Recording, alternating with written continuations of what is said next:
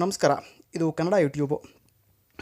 ಏನು big boss season 4ನ winner ಪ್ರಥಮ್‌ರವರು ಈಗಾಗಲೇ ಮನೆಯಿಂದ ಹೊರ ಬಂದಿದ್ದು, ಹಲವಾರು ಟಿ ವಿ ಕಾರ್ಯಕ್ರಮದಲ್ಲಿ ಅವರ ಒಂದು ಲೈವ್ ಕಾರ್ಯಕ್ರಮ ನಡೆಸ್ಕೊಡ್ತಾ ಇದ್ದಾರೆ.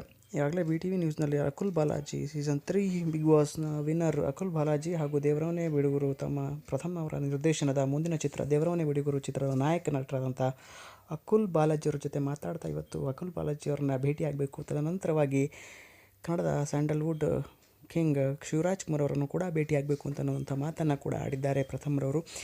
ಅವರ ಭೇಟಿ ಇವತ್ತು ಆಗಬಹುದಾ ಅನ್ನುವಂಥದ್ದು ನಮಗೆಲ್ಲರೂ ಇರುವಂಥ ಒಂದು ಸಣ್ಣ ಕುತೂಹಲ.